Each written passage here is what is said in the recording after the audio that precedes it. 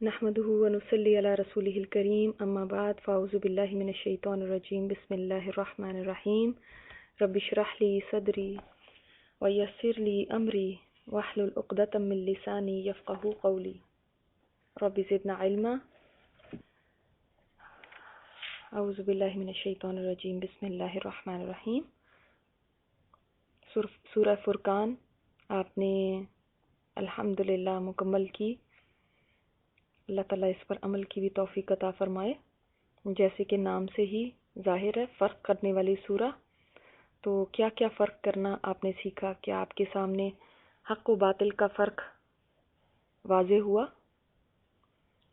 کیا آپ کے سامنے برائی اور بھلائی کا، جنت اور جہنم کا، دن اور رات کا فرق معلوم ہوا؟ کھارے اور میٹھے پانی کا؟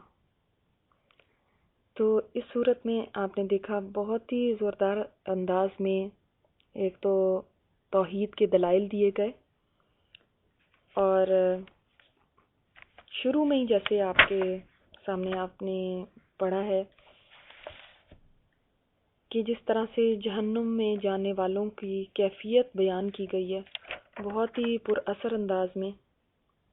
آیت نمبر 12 میں اگر آپ دیکھیں، 13 میں دیکھیں، اور پھر اس کے بعد سوال کیا گیا ہم سے کہ کیا یہ بہتر ہے یا وہ جنت جس میں متقیوں نے داخل ہونا ہے، اور یہ اللہ کے ذمہ ایک وعدہ ہے.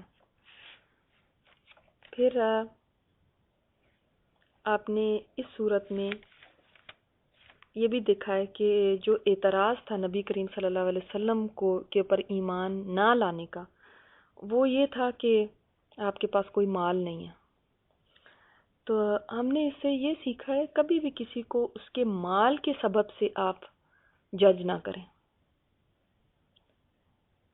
کوئی اگر علم کی بات بتاتا ہے، نصیحت کی بات بتاتا ہے، عقل کی بات بتاتا ہے، تو چاہے وہ کوئی فقیر ہی کیوں نہ ہو، اس کو ہم نے قبول کرنا ہے، اس کی بات کو لینا ہے، چاہے اس کا دنیاوی سٹیٹس کچھ بھی ہو، کیونکہ مال و دولت تو اللہ کی دین ہے نا. وہ کسی کو دے کر بھی آزماتا ہے اور لے کر بھی آزماتا ہے. تو اس لیے مال و دولت کی بیسس پر یہ نہیں کرنا کہ دولت والا ہے تو اس سے نصیحت لیں گے، اور اگر کسی کے پاس مال نہیں ہے، کسی کا دنیاوی سٹیٹس آپ کو اپنے مطابق نہیں لگ رہا، تو آپ اس کی بات لینے کو تیار نہیں ہوتے. پھر آپ نے دیکھا اس صورت میں لوگوں کی ایمان نہ لانے کی ایک وجہ جو بیان کی گئی ہے وہ یہ کہ ان کو آخرت کے دن کا یقین نہیں ہے، جس کو ہم عام زبان میں کہتے ہیں خدا خوفی نہیں ہے کہ اللہ کے آگے جواب دینا. اور یہی بیسک ریزن بنتا ہے جب بھی انسان اللہ کے کسی حکم کا بھی انکار کرتا ہے. ناٹ اونلی ایمان نہ لانے کی بات، وہ تو کافروں کی ایک بات ہو گئی، لیکن ہم ایمان والے بھی اگر دیکھیں اپنے آپ میں، تو کیا ریزن بنتا ہے کہ جب ہمارے سامنے کوئی بات آتی ہے اور ہم اس کو نہیں مانتے؟ کیونکہ قیامت کے دن کا یقین نہیں ہے. اور آپ نے جو جنت جہنم میں فرق دیکھا ہے، جہنم کیسی آپ کو جگہ لگی؟ تنگ، تاریک، تکلیف دہ، موت سے بھی بدتر زندگی. اور جنت کیسی لگی؟ وسعت، من پسند آسائشیں، زندگی، رونق. اور آپ دیکھتے ہیں جیسے آیت نمبر 18 میں کیا وجہ بنی لوگوں کی اللہ تعالیٰ کو بھلا دینے کی یا نصیحت کو بھلا بیٹھنے کی. یہ پتہ چلتا ہے آسودگیاں، آسائشیں. مال پانے کے بعد بہت ہی کم لوگ ایسے ہوتے ہیں کہ جو اللہ کی طرف رجوع کریں، جو اس نصیحت کو مان لیں، جو قرآن کی طرف آئیں، جو عمل کرنے کو تیار ہوں. بہت ہی کم لوگ. آپ نے اسی بات سے نوٹ کریں کہ مسجد میں بھی وہی جاتا ہے جو یا تو غریب ہوتا ہے یا پھر اس کے پاس زیادہ تر، اللہ ماشاء اللہ کچھ لوگوں اللہ تعالیٰ توفیق دیتا ہے مال کے ساتھ بھی، لیکن آپ میجورٹی دیکھیں یا تو وہ غریب ہوتا ہے یا پھر اس کے پاس کوئی ایسی ضرورت ہوتی ہے، کوئی مشکل یا کوئی مسئلہ پریشانی ہوتی ہے کہ جو اس کو وہاں لے جاتی ہے. زیادہ تر جو پیٹ بھرے ہوئے لوگ ہوتے ہیں نا، جو عیش و آرام میں پڑے ہوتے ہیں، وہ کم ہی ادھر کا رخ کرتے ہیں. تو اسے آپ اندازہ لگائیے کہ یہ جو آسودگیاں ان میں پڑھ کے اکثر لوگ اللہ کو بلا دیتے ہیں. پھر 18ویں پارے کی جو آخری آیت ہے بہت ہی زبردست آیت، اور میں سمجھتی ہوں آپ اس کو ہائی لائٹ بھی کر لیں. وَجَعَلْنَا بَعْضَكُمْ لِبَعْضٍ فِتْنَةً، ہم نے بعض کو بعض کے لیے آزمائش بنایا. تو دنیا میں یہ اصول اگر آپ پلے باندھ لینا تو کافی کاموں میں آسانیاں ہو جائیں گی. اور وہ یہ ہے کہ انسانوں میں سے کوئی نہ کوئی آپ سے ضرور الجھے گا، کوئی نہ کوئی ضرور ٹکرائے گا، کیونکہ لوگوں کی آپ سے ایکسپیکٹیشنز بھی ہوتی ہیں، ہوپس ہوتے ہیں، اور ٹکراؤ تو لازمی ہے. پھر جیسے مثال کے طور پہ آپ اپنی گاڑی اگر سیدھی لین میں چلا بھی رہے ہیں، آپ نہ بھی کسی سے ٹکرائیں تو کوئی آ کے ٹکرا دیتا ہے. اب ایسے میں اللہ تعالیٰ پوچھ رہے ہیں کیا تم صبر کرو گے؟ ہم کہتے ہیں صبر، ہم نے تو صبر کیا، کیا پایا؟ کسی کو کیا پتا چلا؟ بھی ٹھیک ہے میرے نماز روزے کا وہ تو لوگوں کو نظر آتا ہے، میرے صبر کرنے کا کسی کو کیا پتا چلتا ہے؟ نہ کوئی شاباش دیتا ہے، نہ کسی کو پتا چلتا ہے کہ میں کتنا صبر کر رہی ہوں. تو نہ پتا چلے. اللہ تعالیٰ نے کہا وَكَانَ رَبُّكَ بَصِيرًا، اللہ تو دیکھ رہا ہے نا. کسی اور سے نہ امید رکھو، نہ توقع رکھو. کوئی اچھائی کر دے تو اس کا بھلا ہو، نہ کرے تو تم صبر کر لو. یہ بات ہر ایک کے لیے. آپ کو یہ ایسے لوگ جگہ جگہ ملیں گے، اور اگر آپ یہ اپنے ذہن میں رکھیں نا کہ یہ سارے ہی میرا امتحان ہے. اگر میرے ساتھ کوئی اچھا کرتا ہے تو وہ بھی امتحان ہے، برا کرتا ہے تو وہ بھی امتحان ہے میرے لیے. کئی تو جگہ ایسی ہوتی ہیں کہ جہاں پہ آپ بالکل توڑ ہی نہیں سکتے نا. فار ایگزامپل رشتہ داری ہے یا ہمسائیگی ہے تو بالکل نہیں آپ ختم کر سکتے. تو لیکن کچھ ایسی جگہیں ہوتی ہیں جہاں پہ آپ کے ساتھ کوئی ٹکراتا ہے تو آپ کیا کر سکتے ہیں؟ جاہلوں کے ساتھ ہمیں کیا کہا گیا اسی صورت میں؟ ان کے ساتھ کیا کرنا ہے؟ سلام، یعنی سلامتی کی بات. تو الجھنا نہیں ہے، آپ پہ سے باہر نہیں ہونا. بس جہاں پہ اس کا مقام ہے نا دل میں نے تو اپنے استادوں سے یہی سیکھا ہے کہ اگر اس کا آپ نے اس کو بہت ہائی پہ ڈسٹل پہ بٹھایا ہوا تھا، اب نیچے لے آئیں. دل میں اس کا مقام نیچے آ گیا، جہاں پہ وہ پہلے تھا اب وہاں پہ نہیں ہے. بس اتنا کرنا کافی ہے. اس کے علاوہ جھگڑنا، تو میں کرنا، بحث مباحثے کرنا، اس سے کام بگڑتے ہیں، سلجھتے نہیں ہیں. یہ اصول اپنا لیں، چاہے کہیں رشتہ داری ہے، چاہے دوستی ہے، چاہے کوئی تعلق ہے، کوئی بھی ہے. لیکن ہم نے دیکھنا یہ ہے کیا میں الجھنے والوں سے الجھتی تو نہیں ہوں. کوئی الجھتا ہے تو میں بھی الجھنے شروع ہو جاتی ہوں. انشاءاللہ اس میں اپنے آپ کو چیک کریں گے. پھر آپ دیکھیں 19واں پارہ سٹارٹ ہوتا ہے. اس میں بہت ہی اہم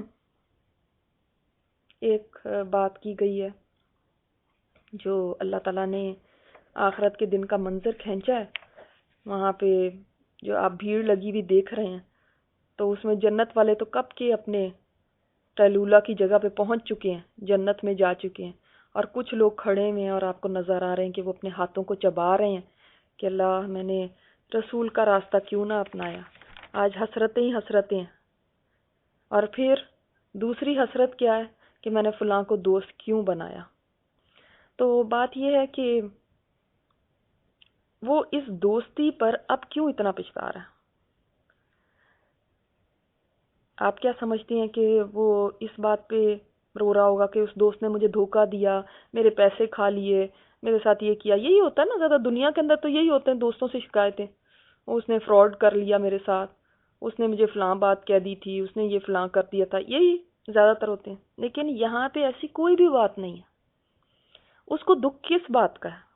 اصل بات کا جس کا اس کو دکھ ہے اتنا زیادہ، جس کی وجہ سے وہ اتنی نفرت کھا رہا ہے اپنے اس دوست سے، کہ اس نے مجھے ذکر سے روک دیا تھا. کیونکہ اب اس کو یہ ریئلائز ہوا ہے کہ اگر اس ذکر کو وہ اس وقت پکڑ لیتا، اگر اس ذکر کی طرف آ جاتا جو اس کے پاس آیا تھا، ذکر آ گیا تھا اس کے پاس، اگر وہ اس ذکر کو مان لیتا اگر وہ اس کی طرف رخ کر لیتا تو آج اس انجام کو نہ پہنچتا. اس وجہ سے وہ رو رہا ہے. صرف دوستی بری نہیں، دوستی کو برا بھلا نہیں کہہ رہا کہ اس کو اب وہاں جا کے دوست یاد آئیں گے، ہائے میرے بڑے برے دوست ہوا کرتے تھے اور مجھے یہ کہتے تھے اور مجھے ٹیز کرتے تھے اور مجھے فلاں کرتے تھے. نہیں، وہ کہہ رہا ہے کہ انہوں نے مجھے ذکر سے روکا، ان کی وجہ سے میں ذکر کی طرف نہیں آ سکا. اور اسی لیے آپ صلی اللہ علیہ وسلم نے دعا بھی سکھائی، اللہم انی اعوذ بک من یوم السوء ومن لیلۃ السوء ومن ساعۃ السوء ومن صاحب السوء. برے ساتھی سے بھی اللہ بچانا مجھے. مسنون دعاؤں میں آپ یہ دعا دیکھ سکتے ہیں، بری گھڑی سے، برے دن سے، بری رات سے، برے ساتھی سے. ومن جار السوء فی دار المقام. تو یعنی یہ اس دعا کو بھی آپ جب موقع ملے تو پڑھا کریں کہ اللہ تعالیٰ برے دوستوں سے بھی اپنی پناہ میں رکھنا. جن دوستوں کو اللہ کا ذکر نہیں پسند، ان دوستوں کو مجھ سے چھڑا دے. کئی دوست کہنے شروع جاتے ہیں، منہ سے برملا کہنے لگتے ہیں بس بھی کرو، اب تم ایک ہی بات، بس اللہ اللہ ہی ہر ٹائم تمہاری یہی بات رہتی ہے، اب تو بوریت ہونے لگی ہے، کوئی اور بھی بات کرنی چاہیے. آپ کا الارم بج جانا چاہیے پھر کہ نہیں، یہ مجھے اللہ سے دور کر رہا ہے نا، یہ میرا دوست نہیں ہو سکتا. اور نیک دوست کا اتنا بڑا فائدہ ہے، آپ کو آخرت میں جو فائدہ ہوگا وہ تو ہوگا، کیونکہ وہاں پہ ساری دوستیاں کٹ جائیں گی سوائے وہ دوستی کے جو اللہ کی خاطر ہوگی. دنیا میں بھی میں سمجھتی ہوں اس کا بہت بڑا فائدہ. وتواصوا بالحق اور وتواصوا بالصبر تو کرتا ہی ہے نیک دوست، اس کے علاوہ اس کی دعائیں آپ کے ساتھ ہوتی ہیں. آپ دنیا سے چلے گئے تو تب بھی نیک دوست ہے، ظاہر ہے جب ہاں وہ اپنے لیے دعا کرے گا، آپ کے لیے دعا بھی کرے گا. برا دوست ہوا تو ظاہر ہے وہ تو اپنے لیے دعا کرنے کے لیے نہیں کبھی مصلی پہ بیٹھا، وہ تو خود نمازی نہیں ہے، اللہ کا ذکر کرنے والا نہیں ہے، اللہ کو پہچانتا نہیں ہے، تو وہ آپ کے لیے کیا دعا کرے گا. دیکھیں آپ برے دوست، کئی لوگ شرابی کبابی ہوتے ہیں، وہ دنیا سے چلے جاتے ہیں، ان کے دوست تھوڑے دن ان کے لیے وہ ذرا سیڈ ہوتے ہیں، روتے ہیں، اور اس کے بعد پھر وہ ٹھیک ہو جاتے ہیں کہ بھئی ٹھیک ہے، کوئی دعا نہیں، کوئی کچھ نہیں، ان کو دعا مانگنی ہی نہیں آتی، ان کا اللہ سے کنیکشن ہی نہیں ہے. جبکہ جو نیک دوست ہے اس کا آپ کے لیے دنیا میں تو اس کی خیر خواہی ہوتی ہی ہے، وہ آپ کے لیے ہی نہیں، آپ کے پورے خاندان کے لیے باعث رحمت ہوتا ہے. کیونکہ آپ دیکھیں آپ کے اوپر کوئی مشکل آئے تب وہ آپ کو دعائیں دیتا ہے، آپ کے لیے دعا کرتا ہے. آپ کے خاندان میں کسی کے اوپر، آپ کے بہن بھائیوں پہ، آپ کے پیرنٹس پہ، کسی پہ کوئی بھی مشکل آئے نا تو اس کی دعائیں سب کے ساتھ ہوتی ہیں، کیونکہ وہ آپ کا سچا خیر خواہ ہے. اور پھر آپ دیکھیں آپ صلی اللہ علیہ وسلم کی وہ شکایت جو نبی کریم صلی اللہ علیہ وسلم وہاں پہ لگائیں گے، یہ ان لوگوں کے لیے بہت بڑا الہام ہے جو اس بات کے اوپر بھروسہ کیے ہیں کہ وہاں پہ تو ہماری سفارش ہو جانی ہے. اپنے آپ کو ہم نے چیک کرنا ہے، کیا میں ان لوگوں میں تو شامل نہیں ہوں جن کے خلاف آپ صلی اللہ علیہ وسلم یہ گواہی دے کہ اللہ انہوں نے قرآن کو چھوڑ دیا تھا، اور میں نے آپ کو چھوڑنے کے کئی معنی بتائے تھے، آپ نے وہ دیکھنے ہیں. پھر ترتیل سے قرآن پاک پڑھنے کا یہاں پہ جو بات کی گئی، قرآن کا یعنی دھیرے دھیرے اترنے کا مقصد ہی یہ تھا کہ اس کو ترتیل سے پڑھا جائے. ترتیل سے پڑھنے کا مطلب کیا ہوتا ہے؟ ہر حرف کا حق ادا کیا جائے، ٹھہر ٹھہر کے پڑھا جائے. ایسے نہیں کہ آپ نے سپیڈ لگا لی اور بس اب آپ نے بس یہ بتانا ہوتا ہے کہ میں تو مہینے میں اتنے قرآن ختم کر لیتی ہوں اور میں تو اتنی تیز پڑھتی ہوں. یہ کوئی تیزی کا کانٹیسٹ نہیں ہو رہا کہ آپ کا کوئی تیزی کا امتحان لیا جا رہا ہے. آپ سمجھ کے آہستہ آہستہ ایک ایک حرف کا حق ادا کرتے ہوئے پڑھیں. ٹھیک ہے، تو ترتیل سے پڑھنا ایسا ہوتا ہے. تو اس چیز کا دھیان رکھنا ہے کہ آپ کے پارے گنے نہیں جا رہے، آپ نے کسی کے لیے نہیں پڑھنا، لہٰذا ترتیل کے ساتھ پڑھیں. پھر آپ دیکھیں ڈیفرنٹ قوموں کا ذکر آیا، اور اس کے بعد ایک بہت ہی اہم بات ہے، جن لوگوں نے اللہ کو چھوڑ کے یا اللہ کے علاوہ اپنی خواہش نفس کو اپنا معبود بنا لیا، کسی نے بڑی اچھی بات کی، انہوں نے کہا کہ بتوں کو تو بہت برا بھلا کہتے ہیں کہ بت ہیں اور یہ مشرک ہیں اور یہ ہیں، لیکن یہ دیکھو کہ جنہوں نے اپنے بت اپنے سینوں میں رکھے ہوئے اور پھر وہ کہتے ہیں کہ ہم توحید والے ہیں۔ تمہارے تو بت تمہارے سینوں میں ہیں، تم کون سے بتوں کو توڑنے جا رہے ہو؟ پہلے اس بت کو تو توڑو جو تمہارے اندر بیٹھا ہوا ہے۔ اصل میں انسان کے اندر یہ نفس کیا ہے؟ ایک طاقت ہے انسان کے اندر جس سے وہ کسی چیز کی بھی خواہش کرتا ہے، چاہے وہ خواہش اچھی ہے یا بری ہے، اسی کو نفس کہتے ہیں۔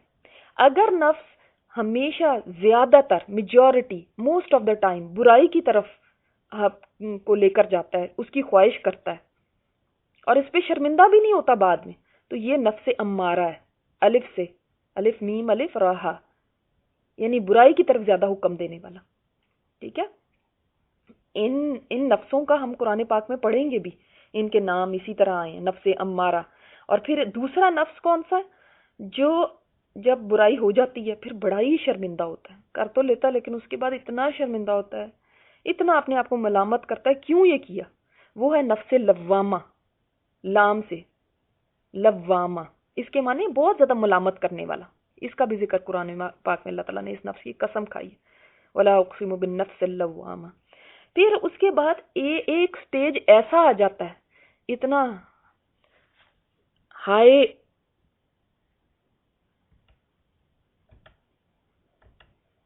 ہائی رینک پہ پہنچ جاتا ہے نفس، اتنے اونچے درجے پہ کہ اکثر زیادہ تر وہ بھلائی کی خواہش کرتا ہے، نیکی کی طرف انسان کو لے کر جاتا ہے، نیکی کے کام کراتا ہے۔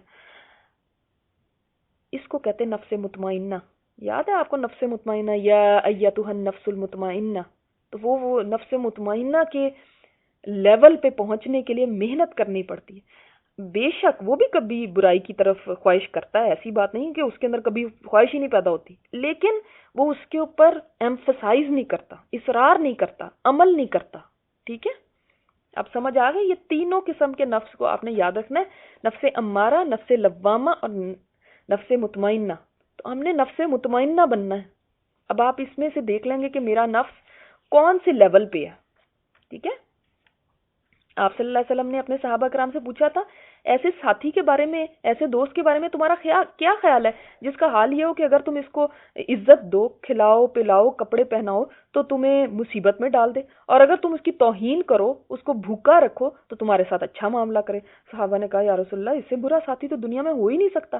آپ صلی اللہ علیہ وسلم نے فرمایا، قسم ہے اس ذات کی جس کے قبضے میں میری جان ہے، تمہارا نفس جو تمہارے پہلو میں ہے وہ ایسا ہی ساتھی ہے۔ سمجھ آئی؟ اس کو آپ جتنا اس کی عزت کریں گے، جتنی اس کی مانیں گے نا، یہ آپ کو مصیبت میں ہی ڈالے گا، گناہوں کی طرف ہی لے کر جائے گا۔ میں نے کہا تھا نا اس کو سدھانا ہے ہم نے۔ تو ایک اور حدیث میں آتا ہے کہ تمہارا سب سے بڑا دشمن خود تمہارا نفس ہے، وہ تمہیں برے کاموں میں مبتلا کر کے ذلیل و خوار بھی کرتا ہے اور طرح طرح کی مصیبتوں میں بھی گرفتار کرتا ہے۔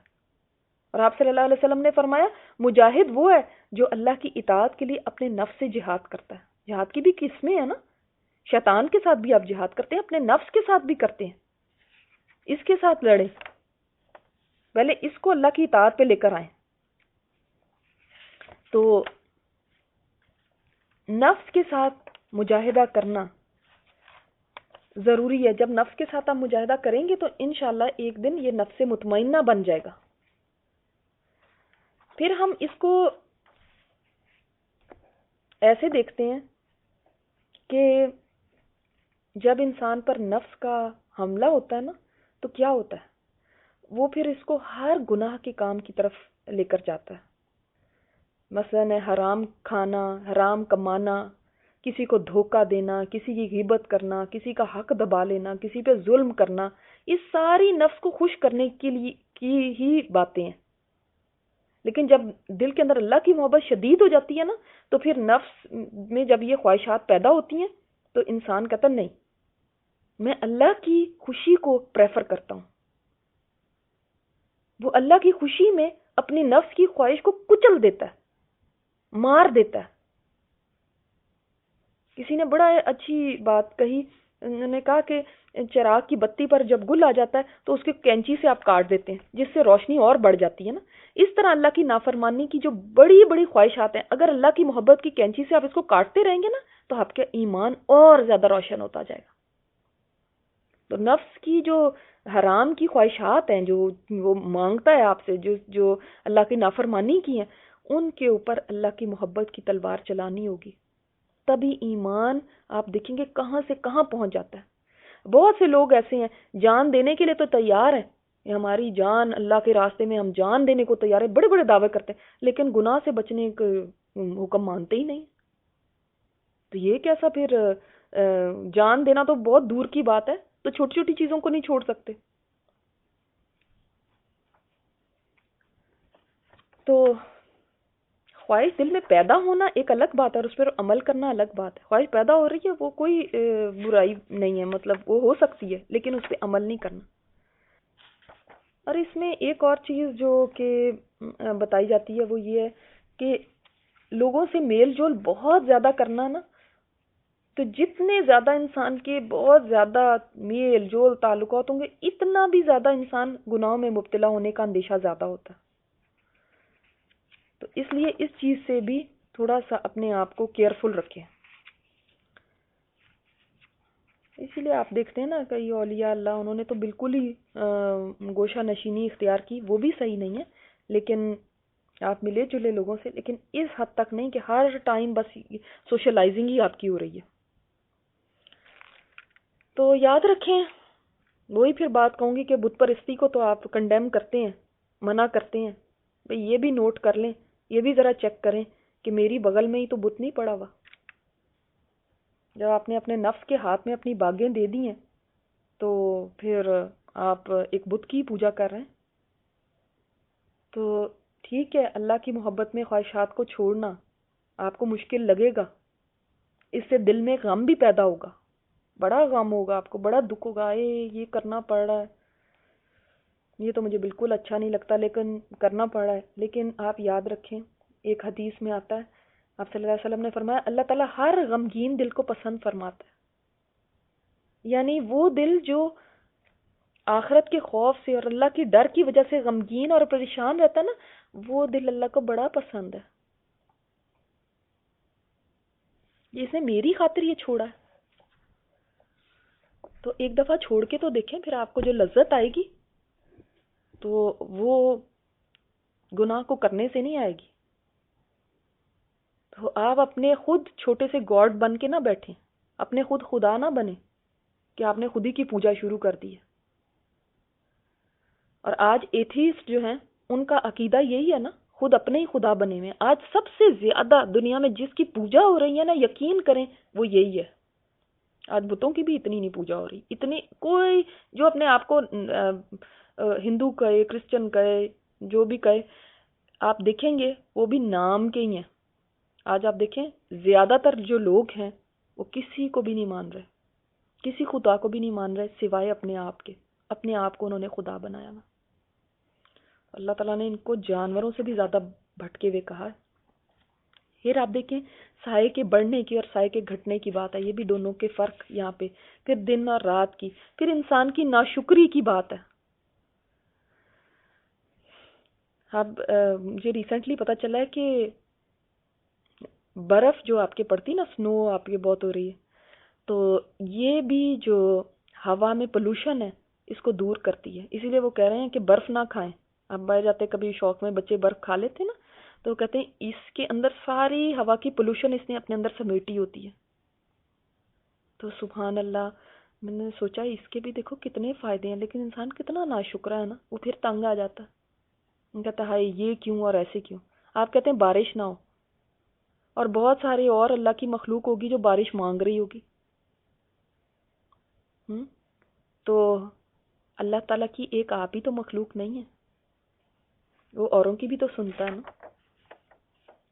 پھر آپ دیکھیں میٹھے کھارے پانی کی بات، اور الحمدللہ ویب سائٹ پہ اب وہ رکھ بھی دی ہے ویڈیوز، آپ اس میں دیکھ سکتے ہیں کس قدر خوبصورت وہ سین ہے کہ جہاں پہ دونوں ملتے ہیں پانی، اور ان کے کلرز میں بھی فرق ہے، اور ان کی یعنی جو پتہ چل رہا ہے کہ یہ ایک میٹھا پانی اور یہ کھارا پانی ہے. تو انشاءاللہ آفٹر کلاس آپ وہ بھی دیکھ سکتے ہیں. پھر یہ رشتے دونوں طرح کے رشتے جن دونوں کے بغیر ہی نہیں انسان رہ سکتا، جیسے نہ میٹھے پانی کے بغیر نہ کھارے کے بغیر، اسی طرح. اور آج دیکھیں میڈیکل سائنس، مجھے پتا چلا ہے کہ میڈیکل سائنس یہ کہتی ہے کہ جس کی فیملی ساتھ ہوتی ہے نا، وہ کہتے ہیں وہ بیماری سے جلدی ریکور کر لیتا ہے بجائے اس کے کہ جس کی فیملی ساتھ نہیں ہوتی. وہ کہتے ہیں بے شک ہم دوائیں تو دے سکتے ہیں لیکن ریکوری ان پیشنٹس میں زیادہ دیکھی گئی ہے جن کے رشتہ دار ہوتے ہیں قریب. اور جو سنگل مومز ہیں یا جو ایسے ہیں بیچارے کہ کوئی رشتہ دار نہیں، یا ایسے بچے ہیں جو بیچارے، اللہ تعالیٰ معاف فرمائے، یہاں پہ تو بہت سارے ایسے کیسز بھی ہوتے ہیں نا، ولد الزنا. تو کوئی ان کو اپنی رشتہ داروں کا پتہ ہی نہیں، نہ کوئی چچا پھوپھی ماموں خالہ کچھ بھی نہیں ہے، بس لونلی ہیں بالکل. جو کہتے ہیں ان میں ریکوری بہت دیر سے ہوتی ہے. تو دیکھیں سبحان اللہ، ہمیں کچھ تو فوائد پتہ چل جاتے ہیں، لیکن اللہ تعالیٰ نے ان کو نعمتیں کہا ہے. تو ظاہر ہے ایسی تو اس کے اندر کئی خوب خاصیت ہوگی، کئی صفات ہوں گی جو ہمیں معلوم بھی نہیں ہے. سبحانک اللہم و بحمدک، نشہد ان لا الہ الا انت، نستغفرک و نتوب الیک.